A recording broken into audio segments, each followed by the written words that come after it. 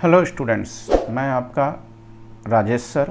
JEE के crash course के series में मैंने बहुत सारे टॉपिक्स करवा दिए हैं। अब क्रैश कोर्स के सीरीज़ में आज मैं स्टार्ट करता हूँ determinant and matrix. This is the very important concepts. आपको ये लेक्चर देखने से पहले मैं लिंक में एक लिंक डाल दूंगा, उसमें आपको डिटर्मिनेंट और मैट्रिक्स के आपके कुछ कंसेप्ट्स होंगे, मतलब टाइप्स ऑफ मैट्रिक्स होंगे, वो पहले आप देख लें। देन उसके बाद आप इस वाले पोर्शंस पे आइएगा। तो क्योंकि मैं इसमें कंसेप्ट नहीं बता रहा हूँ, मैं इस पर डायरेक्ट क्वेश्चंस पे आ रहा हूँ और क्वेश्चन में ही मैं कंसेप्ट बताते जाऊँगा। तो इसके पहले आप वो लेक्चर्स याद से देख लें। और आपको अगर लेक्चर्स अच्छे लग रहे हैं तो मेरे चैनल को लाइक करें, सब्सक्राइब करें और कमेंट जरूर दें कि आपको लेक्चर कैसा लग रहा है। और अगर आपको कोई टॉपिक्स वीक है, अगर उस पर आपको लेक्चर चाहिए तो टॉपिक भी आप बता सकते हैं, उसमें मैं लेक्चर्स डाल दूंगा। तो देखिए, ये आपके क्वेश्चंस है। ये 2020 में जेई में पूछा गया था। तो क्या दे रखा है? Matrix A, then B equal to adjoint of A and C equal to 3a। तो आपको इसका बताना है। तो सबसे पहले आप क्या करें कि ए का डिटर्मिनेंट फाइंड आउट कर लेते हैं। 1 9 प्लस 4 माइनस 1, ये हो गया 3 माइनस 4 प्लस 2, ये हो गया -1। डिटर्मिनेंट तो आपको सॉल्व करना ही आता ही होगा। ये हो गया आपका 13, ये हो गया +1 और ये हो गया -8। तो दिस इज़, ये हो गया आपका 6। क्वेश्चन सॉल्व करने से पहले मैं एक कंसेप्ट बताता हूँ आपको, एडजॉइंट ऑफ ए। तो इसका कंसेप्ट होता है डिटर्मिनेंट ऑफ ए का पावर n-1। लेकिन अगर यही दो एडजॉइंट रहे, एडजॉइंट ऑफ ए, तो इसका फॉर्मूला हो जाएगा डिटर्मिनेंट ऑफ ए n-1 का स्क्वायर। तो लगाते हैं ए कंसेप्ट्स। तो क्या फाइंड आउट करना है? Adjoint of B.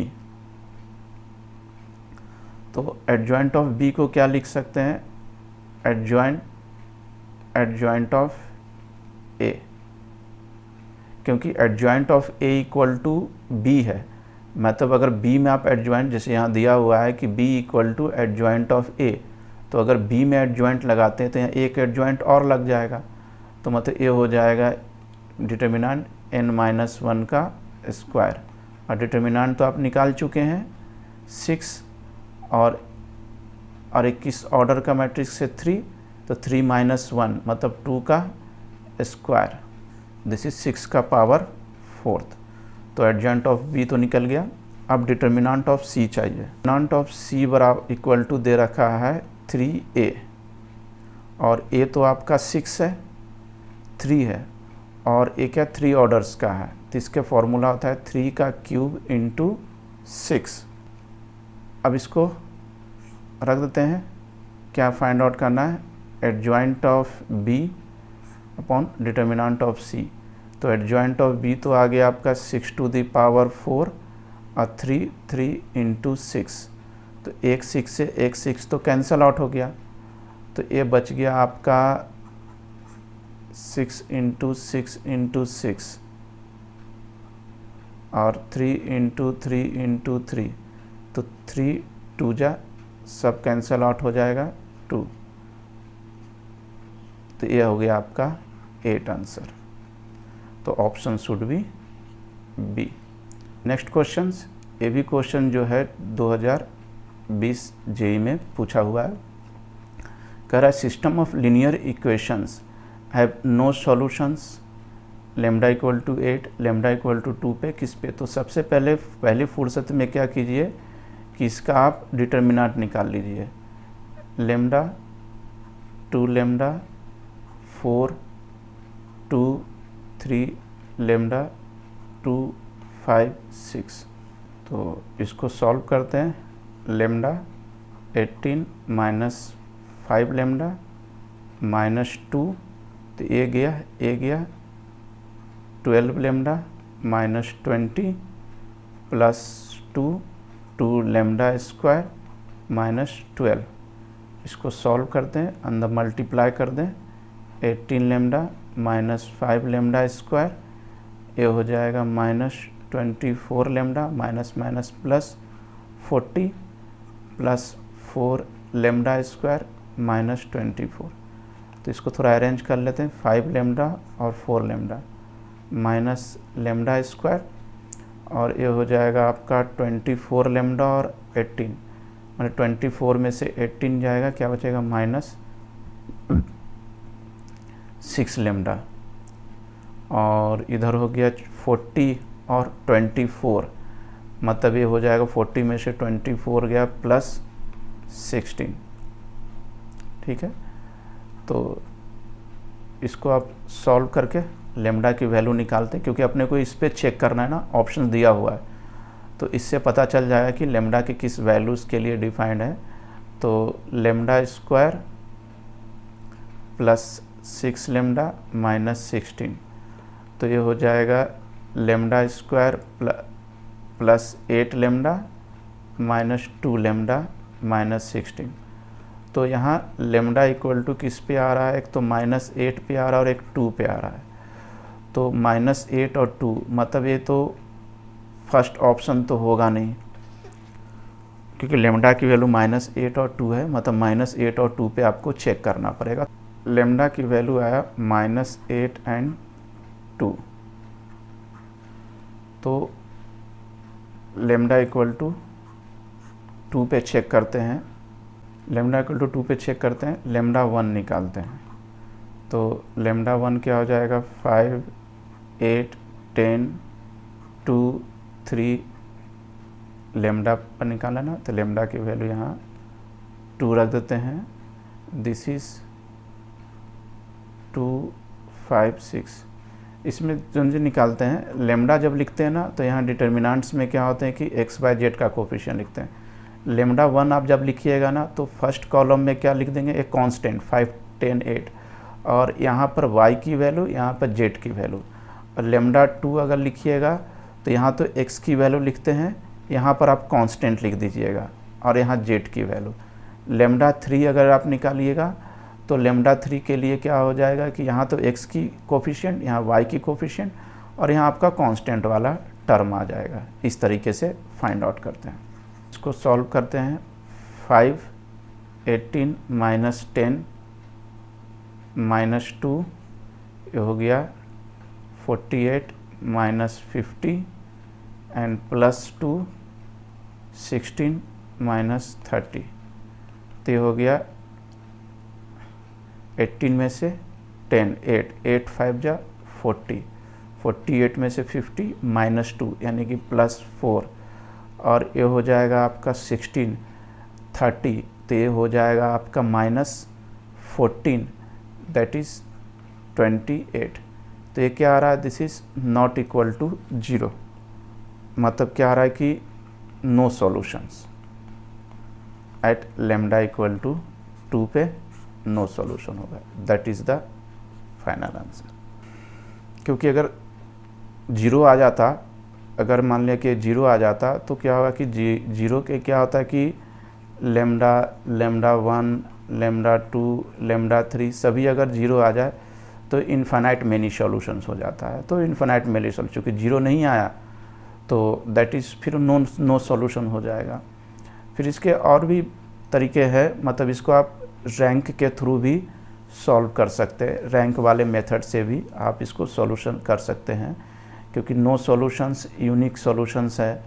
तो ये आप इसके के लिए कि रैंक से कैसे क्वेश्चन सॉल्व करते हैं, इसके लिए मैंने अलग से ही एक मैट्रिक्स में लेक्चर्स बनाया हुआ है, आप वो लेक्चर्स देख सकते हैं। उसमें मैंने कंसिस्टेंसी और इनकंसिस्टेंसी का कंसेप्ट बताया है। तो थोड़ा मैं यहाँ आपको एक रिवीजन करवाता हूँ कि क्या होता है कि कोई भी मैट्रिक्स दिए हुए है, तो इसको पहले आपको C equal to A B, अगर इसमें क्या होता है कि rank of C is equal to rank of A, या तो ऐसा हो सकता है कि rank of C is not equal to rank of A, तो ये जो होता है कि ये कंसिस्टेंसी हो जाते हैं, और रैंक अगर इक्वल नहीं हो तो ये हो जाते हैं इनकंसिस्टेंसी हो जाते हैं। अब इनकंसिस्टेंसी मतलब नो सॉल्यूशन, तो नो सॉल्यूशन के केस में रैंक इक्वल। और अगर कंसिस्टेंसी की बात करते हैं तो इसमें भी दो पार्ट हो जाते हैं, एक हो जाता है आपका यूनिक सॉल्यूशन और एक हो जाता है इनफाइनाइट सॉल्यूशन।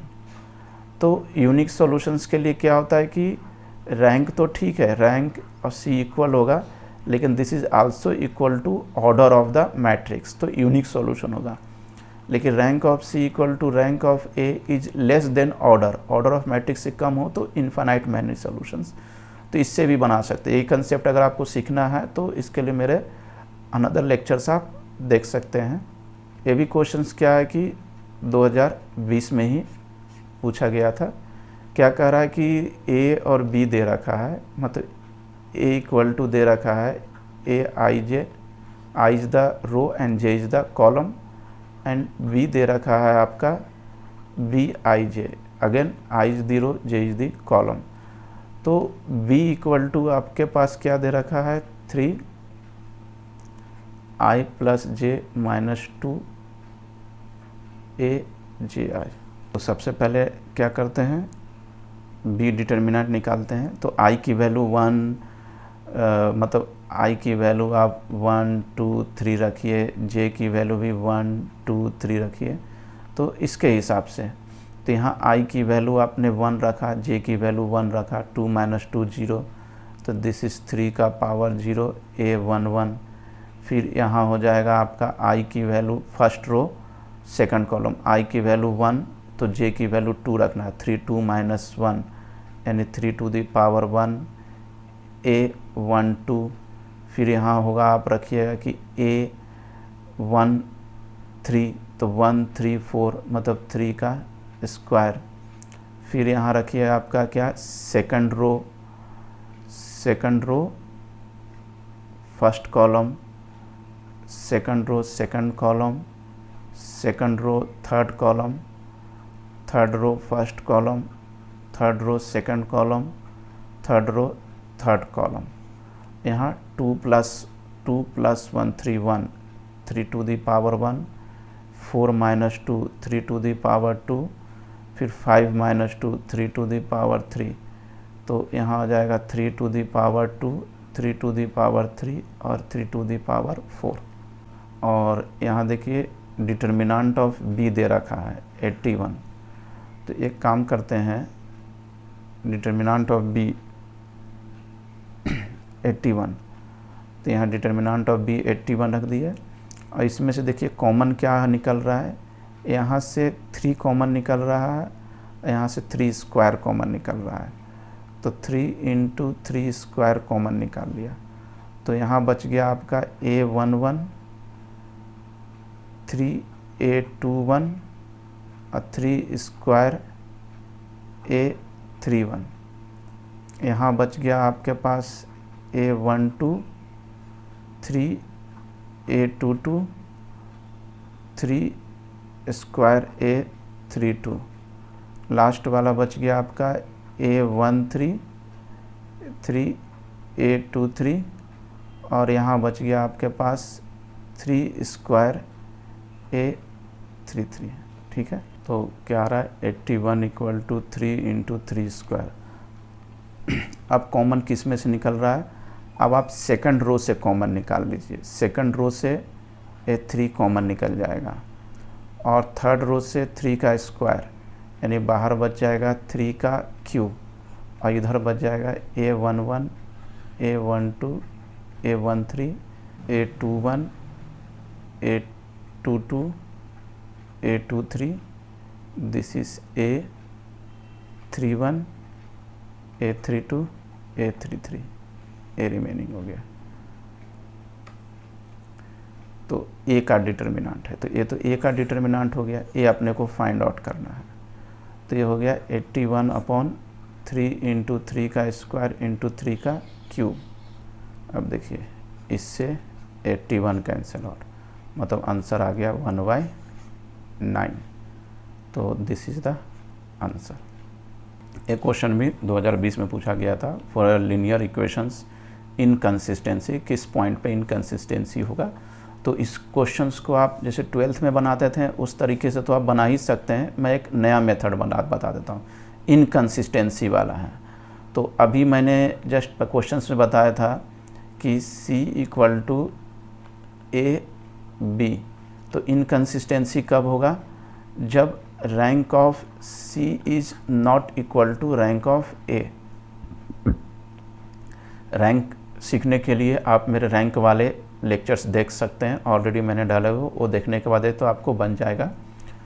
देखिए तो निकालते हैं, C इक्वल टू ये हो गया 1 3 4 2 4 4 3 5 4 एंड 1 म्यू डेल 2 4 4 3 5 4। तो ये तो 1 है, इसको 0 बनाते हैं,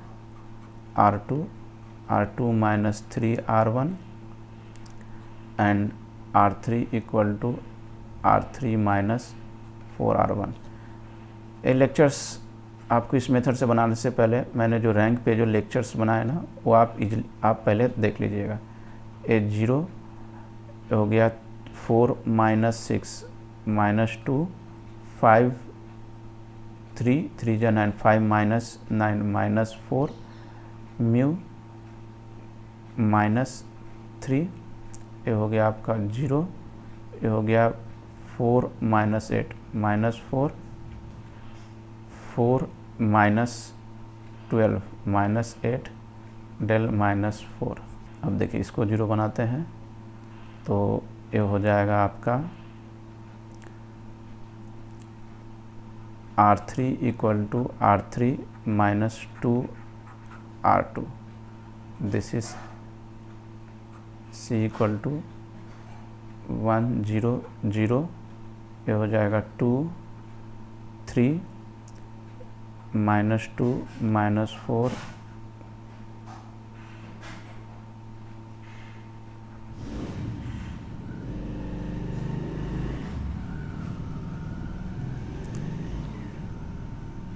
दिस इज म्यू माइनस 3, ये हो जाएगा 4 माइनस 2 ये 0, ये हो जाएगा माइनस 8 प्लस 8, दिस इज 0, और ये हो जाएगा डेल माइनस 4 माइनस 2, तो माइनस 2 म्यू और प्लस 6, तो ये हो जाएगा आपका डेल माइनस 2 म्यू। देखिए A का तो रैंक हो गया आपका 2, तो आपको C का रैंक क्या निकालना पड़ेगा, 3 निकालना पड़ेगा, तभी तो एक कंडीशन सेटिस्फाई होगा, rank is not equal two kilo. तो एक कब पॉसिबल है, जब A जो आपका ऑप्शन जो दिया हुआ है del minus 2 mu plus 2 is not equal to 0। तो इसको आप कैसे चेक कर सकते हैं, ऑप्शन से। जैसे कि अगर फर्स्ट ऑप्शन दे रखा है 4 6, किसकी वैल्यू, म्यू माइनस डेल, तो ये रख के देखते हैं डेल की वैल्यू क्या है 6 और म्यू है 4 8 प्लस 2, तो ये तो 0 आ गया, तो ये तो होगा नहीं। अगर मैं 3 और 4 रखता हूँ तो 4 माइनस 6 प्लस 2, ये भी 0 आ गया, मतलब ये भी नहीं होगा। 1 कॉमा 0 रखा, 0 माइनस 2 प्लस 2, ये भी 0 आ गया, मतलब ये भी नहीं होगा। और अगर 4 3 मैं रखता हूँ तो ऑब्वियसली ये तो हो ही जाएगा, फिर भी मैं रख के बताता हूँ। 4 माइनस 3, तो 3 minus 8 plus 2, this is not equal to 0, क्योंकि ये क्या आ रहा है 3 2 6 माइनस 2 आ रहा है। तो ऑप्शन तो आप इस तरीके से भी बना सकते हैं, बाकी तो आपके पास 12th का मेथड्स आता ही है। नेक्स्ट क्वेश्चन देखते हैं। ये भी क्वेश्चन जो है ना 2020 में ही आता, क्योंकि वो, अब देखिए ये दे रखा है f(x) equal to x plus a x plus b x plus c, this is plus 2 plus 3 plus 4 plus 1 plus 2 plus 3। अब आपको F50 और F-50 की वैल्यू निकालना। अगर आप ऐसे रखोगे ना तो बहुत लेंदी चला जाएगा। तो आपको एक कंडीशन जो दे रखा है कहीं ना कहीं इसके हिसाब से इसको सॉल्व करना है। क्या दे रखा है? A + C, मतलब इसको और इसको प्लस करना है। डैट मीन्स R1 + R3 और -2B, इसको माइनस में लेना, अभी -2B लेना है, तो -2R2 दैट इज़ R1 में चेंज कर देते हैं। तो Fx इक्वल टू, तो इसको अगर चेंज करेंगे तो यहाँ तो 1 हो जाएगा क्योंकि दोनों x प्लस -2 a हो जाएगा, और a + c -2b की वैल्यू यहाँ से 1 रख दिया जाए। और इसकी अगर बात करें तो a तो 0 हो जाएगा, a भी 0 हो जाएगा। यहाँ बचा x + b, x + c, x + 3, x + 4, x + 2, x + 3। अब इसको डिटर्मिनेंट को इजीली सॉल्व कर सकते हैं। 1 लिया तो a गया, मतलब ये हो गया आपका x + 3 का स्क्वायर माइनस x + 2, x + 4। अब ये वैल्यू ऊपर रख के चेक कर सकते हैं कि कौन सा आएगा। 50, एक बार 50 रखें, एक बार 50 रखें, एक बार -50 रखते हैं, तो ये हो जाएगा 53 का स्क्वायर माइनस 52 इंटू 52, 50 + 4 54, 53 का स्क्वायर हो जाएगा 2809, और इसको मल्टीप्लाई करेंगे तो 2808, है ना, दैट इज़ 1 आंसर, मतलब है। तो ज़रूरत ही नहीं है। तो आपके मैंने डिटर्मिनेंट मैट्रिक्स से कुछ क्वेश्चंस करवाएं। इसके नेक्स्ट लेक्चर्स में मैं और भी क्वेश्चंस आपको करवाऊंगा, क्योंकि मैंने सारे अभी 2020 करवाएं। तो मेरा अपना टारगेट है कम से कम आपको 10 ईयर्स के डिफरेंट वेराइटीज ऑफ के क्वेश्चंस आपको करवा दूं, क्योंकि जेई में क्या होता है कि कंसेप्ट्स रिपीट होते हैं, इसी कंसेप्ट्स पे क्वेश्चंस आते हैं। तो अगर आप मेरे जो जेई के जो लेक्चर चल रहे हैं, क्रैश कोर्स या रिवीजन सीरीज बोले, अगर यही कर लें तो आपके मैथ्स में बहुत अच्छे परफॉर्मेंस आ जाएंगे। और अगर लेक्चर्स आपको अच्छे लग रहे हैं तो आप चैनल को लाइक करें, सब्सक्राइब करें, और कमेंट ज़रूर दें कि आप कैसा लग रहा है, या आपको और भी क्वेश्चंस चाहिए तो मैं और भी क्वेश्चंस आपको प्रैक्टिस करवा दूंगा। या आपके तरफ से कोई टॉपिक आपका बिग पोर्शन है तो आप बोल दीजिए कि सर ये टॉपिक का करवा दे, तो मैं वो टॉपिक का करवा दूंगा। Thank you.